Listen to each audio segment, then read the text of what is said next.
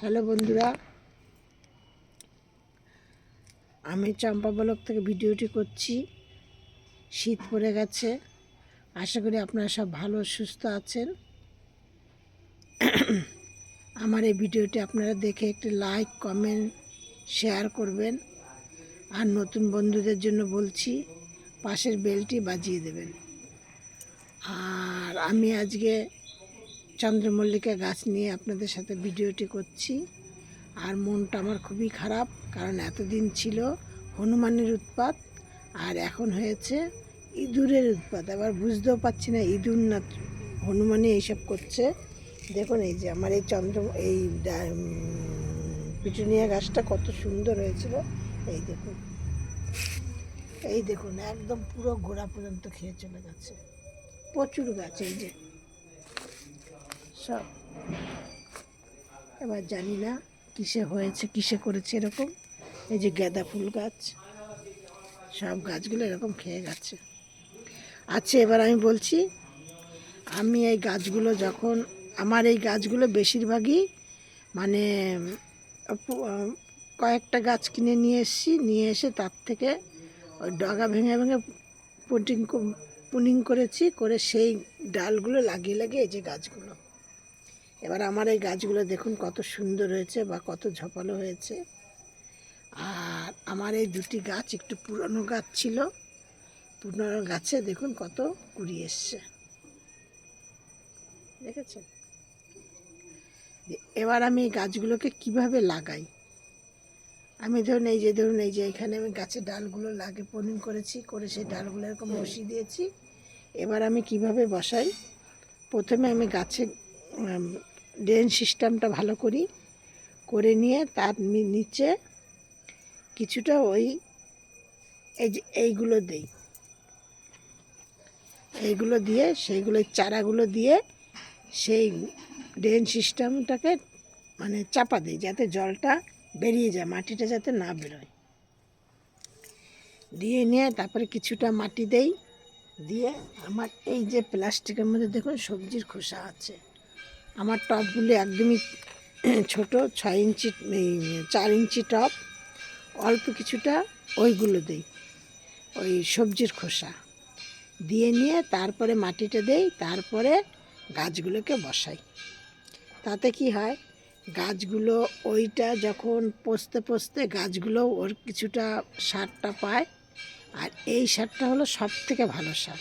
যত রকমের সার আছে পৃথিবীতে, সব থেকে গাছের জন্য এই আপনার ঘরের কম্পোস্ট সারটাই বেশি ভালো।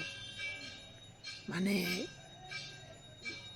এই সারগুলো যদি পচিয়ে আপনি দিতে পারেন সার তৈরি করে আপনারা, তাহলে দেখবেন সে এইগুলো ঘরোয়া জৈব সারটি খুব সুন্দর গাছের জন্য। দেখুন আমার নয়নতারা, অনেক নয়নতারা আছে। যে নয়নতারা নিয়ে অন্যদিন আরেকটা ভিডিও করব, আজকে আর করবো না। এবার চন্দ্রমল্লিকা গাছ হলো প্রচণ্ড রোদ পছন্দ করে। এবার যখনই মানে এমন জায়গায় রাখবেন যাতে সকাল থেকে সন্ধ্যা পর্যন্ত রোদ পায়। এবার যার যেমন জায়গা, যদি কোনো জায়গা কারোর যদি সেরকম পজিশন না থাকে, তাহলে যাতে 4-5 ঘন্টা 6-7 ঘন্টা কড়া রোদ পায় সেরকম জায়গায় রাখবেন। তাহলে দেখবেন আপনাদের গাছে ফুল বড় বড় হবে, গাছ ভালো থাকবে, সুন্দর হবে। আর আমি এই যে এই গাছটি যেমন না দিয়ে আপনাদের জন্য জল দিইনি, না দিয়ে রেখেছি। এই যে গাছ যখন এরকম শুকনো শুকনো হয়ে যাবে তখন গাছের গোড়ায় জল দেবেন, ঠিক আছে। চন্দ্রমল্লিকা গাছে ধরুন অনেকের গাছে অনেকে বলে 1000, 1500, 2000 ফুল হয়েছে, কিন্তু আমাদের বাড়ির মানে আমাদের ওরকম হয় না। আমাদের 100-150 ফুল হলেই মনে করি অনেক গাছে ফুল হয়েছে। কারণ আমি চন্দ্রমল্লিকা গাছ আজকে না, আমি প্রায় আরও 4-5 বছর আগের থেকে করি। আমার 100-150 ফুল হলেই মনে করি প্রচুর ফুল হয়েছে। এই যে দেখুন, এই যে গাছে কুড়ি, দেখলে বুঝতে পারছেন কত কুড়ি এবং কেমন ফুল হয়। এরকম ফুল হলেই আমি ঠিক, আমার আর কোনো দরকার নেই। আর এই গাছের গোড়ায় আর পুনিং করবেন না, কারণ নভেম্বর মাস শেষ, আজকে 29 তারিখ, আর করার দরকার নেই। আর গাছের গোড়ায় একটু এখন খাদ্য খাবার বলতে এইটাই দেবেন, সরিষার খোল ভিজিয়ে একদম পাতলা করে দেবেন। আর যখনই গাছে, আমি এই গাছ দুটো তো আর দেবো না, কারণ গাছে কুড়ি চলে এসছে, যখনই কুড়ি চলে আসবে তখন আর দেবেন না।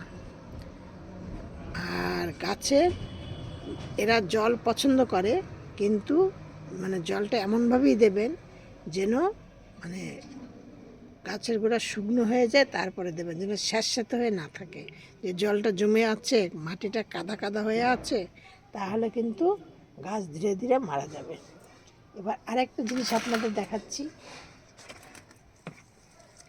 এই দেখুন কলমি শাকের বীজ পুঁতেছিলাম, দেখেছেন কত কলমি শাক বেরিয়েছে, দেখছেন। আর পালং শাকের বীজ পুঁতেছি, ধনের বীজ পুঁতেছি, এখনো হয়নি, দিয়ে আপনাদের দেখাবো।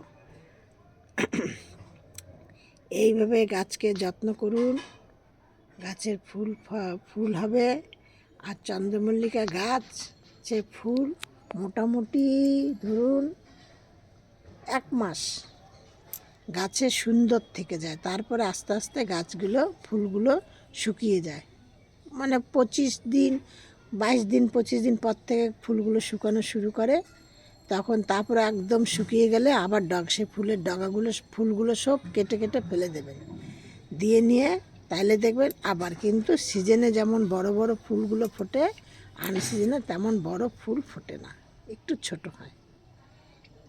দিয়ে আমি একদম, আমার চ্যানেলটি নতুন, আমি যদি কোনো ভুল বলে থাকি আপনারা সেটা ঠিক করে নেবেন, একটুখানি বলবেন, জানাবেন কমেন্টে যে দিদিভাই এখানটা ভুল বলেছেন, কিন্তু আপনারা দয়া করে আমার ভিডিওটি দেখে একটি সাবস্ক্রাইব করবেন, প্লিজ একটি সাবস্ক্রাইব করবেন। নেক্সট ভিডিও আবার করব, সব ভিডিওর মতো আজকে আপনাদেরকে বলছি আপনারা সব ভালো আছেন, সুস্থ আছেন। এই ফুলের কালারটা দেখুন, এই ফুলটা একদম পুরো 12 মাস হয়, আনসিজনও হয়, সে শুধু এখনই হয় তা না, কিন্তু আমার অন্যবার এই গাছের বীজগুলো থাকে, এবার আর বীজ রাখতে পারিনি, এবার এই ফুলগুলো আর তুলব না। গাছগুলো আমার অনেক বড় বড় হয়েছিল, আমি গাছগুলোকে কেটে কেটে বসালাম, কিন্তু একটা গাছও করতে পারলাম না। ঠিক আছে, ভিডিওটি রাখছি, এরপরে আপনাদের সাথে ডালিয়া আর পিটি নিয়ে একটি ভিডিও করব।